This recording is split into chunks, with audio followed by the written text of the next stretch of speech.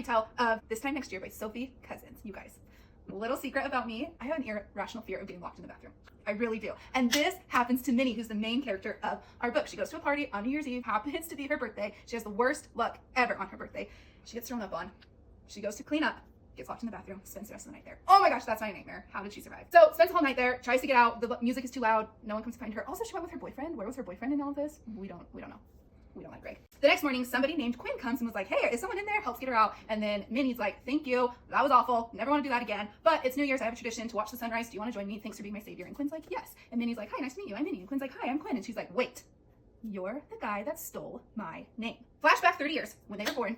Both parents were pregnant. New Year's baby. Whoever's born first gets the money. They're both like in competition with each other, but both become friends with each other. Both kind of like help each other through this. Minnie's mom was very helpful to Quinn's mom because Quinn's dad wasn't in the picture. Minnie's mom became Quinn's mom's rock.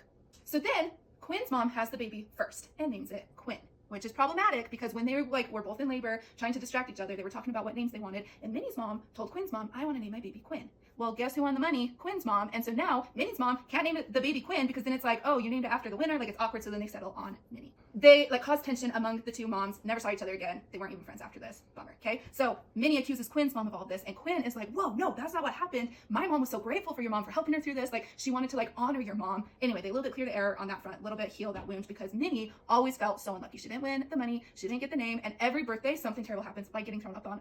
Well, speaking of bad luck, she started a business with her best friend where they make meat pies and then deliver them, right? And her business is not doing so hot and it's kind of going under. And her delivery truck has broken. So she has this big delivery, needs help delivering these. So she calls her boyfriend Greg, but somehow ends up calling Quinn on accident. And Quinn's like, oh yeah, totally, I'll help you out. Helps her deliver these pies that kind of like build that bridge of like that tension they had. And so they kind of become friends. Quinn's mom is like, hey, I would really like to meet Minnie. And so Quinn's like, hey, come to my house. And Minnie realizes that Quinn's life wasn't as lucky as she maybe thought. He had to take care of his mom a lot. His dad wasn't super in the picture, things like that. So then Minnie kind of started to appreciate her life so much more, which we love a healing moment for a main character. And after becoming friends, Quinn is like the successful business guy and is like, hey, I want to help you out with your business. Here are all these suggestions I have. And Minnie is like, whoa, this is my life. You know nothing about it. And they get in this big fight. Okay. So they're no longer friends, right? And this time, remember how I keep mentioning Greg? Yeah, he's not really an important part of the story. And they end up breaking up. So now Minnie is on her own, doesn't have a boyfriend, isn't friends with Quinn. Her best friend and her are a little bit like, there's a strained relationship because the business is going down and it's a business they started together. So that's a little bit of a bummer. She gets kicked out of her apartment, moves in with her parents. Her life is just like, ugh, right? Well,